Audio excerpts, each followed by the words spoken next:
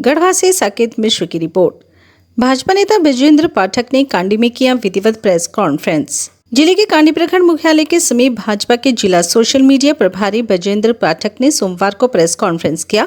Press conference के दौरान उन्होंने कहा कि झारखंड की सरकार अर्थात हेमंत सोरेन की सरकार पूर्ण रूप से भ्रष्टाचार में डूबी हुई है।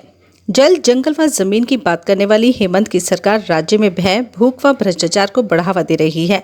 जनता यहां विभिन्न समस्याओं से त्रस्त है। किसानों को उचित मूल्य पर खाद्य, बीज व कीटनाशक दवा नहीं मिल पा रही है। वहीं हेमंत सोरेन तीसरी बार सरकार बनाने व बिगाड़ने में लगे हुए हैं। उन्हें जनता से कोई वास्ता नहीं रह गया है। हेमंत सोरेन को नैतिकता के आधार पर उन्हें इस्तीफा दे देना।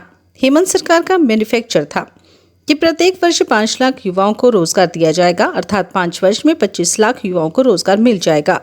भाजपा नेता बृजेंद्र पाठक ने कहा कि अब तक हेमंत की सरकार कितने युवाओं को रोजगार दिया। उन्होंने कहा कि सहायक शिक्षक की परीक्षा हो रही थी। रांची में एक पाली तो दूसरी पाली में 150 किलोमीटर दूर जमशेदपुर में परीक्षा केंद्र कर दिया गया था। ये हास्यास्पद नहीं है तो क्या है। उन्होंने कहा कि कभी भी हेमंत की महागठबंधन की सरकार सक्सेस नहीं है। कांडी प्रखंड मुख्यालय स्थित उचित होटल से लेकर कांडी हाई स्कूल तक सड़क का निर्माण हुआ ही नहीं। आखिर हेमंत सरकार क्या कर रही थी। मांझियाओं में भी सड़क की चौड़ाई 10 फीट ही है। कांडी मांझियाओं में बाईपास सड़क का निर्माण करना था, 3200 पेड़ लगाने थे, लेकिन कुछ नहीं हुआ। श्री पाटिल सांसद बीडी राम को धन्यवाद दिया है। मांझियाव से सुंडीपुर तक सड़क बनी है, उसका पेमेंट भी बाकी है। नैतिकता के आधार पर हेमंत सरकार को अवश्य ही इस्तीफा दे देना चाहिए। मौके पर विनोद प्रसाद, लखन प्रसाद सहित अन्य भाजपाई उपस्थित थे। आज का जो विषय है वो मुझे ये कहना है कि झारखंड सरकार, हेमंत की सरकार आकंठ भ्रष्टाचार में डूबी। जल, जंगल, जमीन की बात करने वाली हेमंत की सरकार झारखंड में भय, भूख और भ्रष्टाचार की बढ़ावा दे रही है। यहाँ जनता जो है सो समस्याओं से त्रस्त है। किसान को उचित मूल्य पर खाद बीज नहीं मिल रहा है। वहीं हेमंत सरकार लगातार तीसरी बार सरकार बनाने और बिगाड़ने में लगे हुए हैं। उनको जनता की सरकार से वास्ता नहीं रहेगी और ऐसे सरकार को नैतिकता के आधार पर इस्तीफा दे देना चाहिए।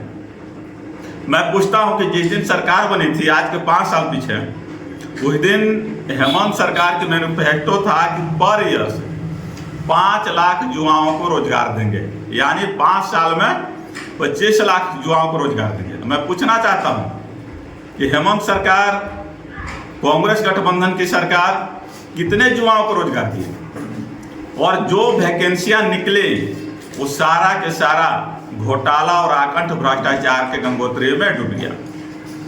अभी मैं आप लोग को ये बताऊं कि अभी जो शिक्षक की, सहायक शिक्षक की जो एग्जाम हो रही थी, उसमें आप सोच सकते हैं कि एक कैंडिडेट का एक पाली में, पहली पाली में रांची सेंटर मिलता है और दूसरी पाली में उनके सेंटर जमशेदपुर हो जाती है 150 किलोमीटर दूर में। और बीसी हास्यास्पद क्या हो सकता है? वो कैसे परीक्षार्थी जा सकता है वहाँ एग्जाम देने के लिए? 16 में जो टेट का, 16 में जो टीचर्स ट्रेनिंग का जो एग्जाम हुआ था, कोर्ट से रुका हुआ था।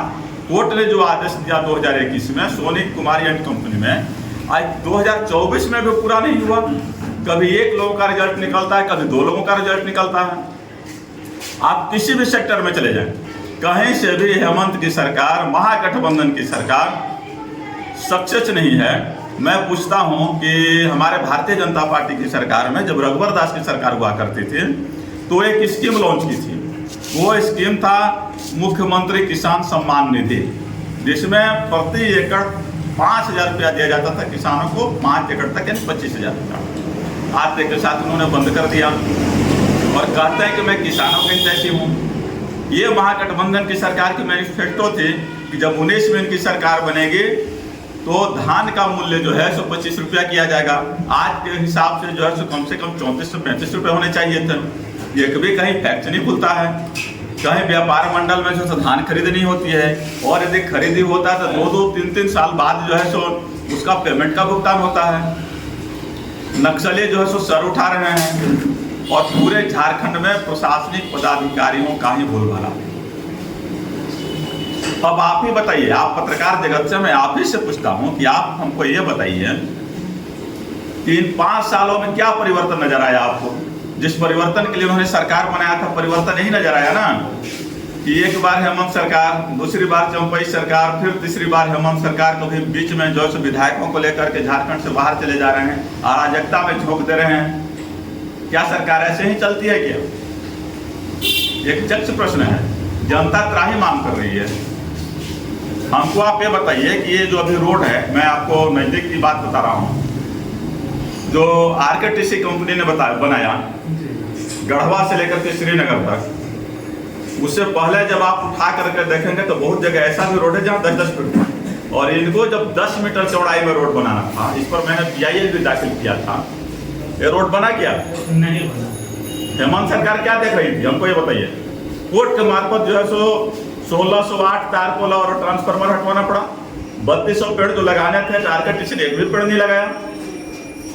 आगे जब आप मझियाव की तरफ पहुंचेंगे तो रोड जो है 10 फीट बना हुआ है। क्या सेंट्रल रोड का मानक 10 फीट का है क्या? आपको कांडी में बाईपास की बात थी, लमारी में बाईपास की बात था, मझिया में बाईपास की बात थी, क्यों हेमंत सरकार ने उसको रिजेक्ट किया? मैं धन्यवाद देता हूं यहाँ के सांसद को, बीडी राम जी को, जो अभी कांडी में बाईपास की स्वीकृति दिलाई है और मझिया में स्वीकृति दिलाई है। लेकिन इस पर जो पेमेंट होना चाहिए था, हेमंत सोरेन को पेमेंट क्यों नहीं किया? उसी तरीके से आप देखेंगे कि जो है सो मझियाव से जो सोंडीपुर का रोड है उसका पेमेंट लंबित है। बिशुनपुरा जो रोड बना है मझियाव से, उसका पेमेंट लंबित है RCD का। ये क्या कर रही है हेमंत सरकार?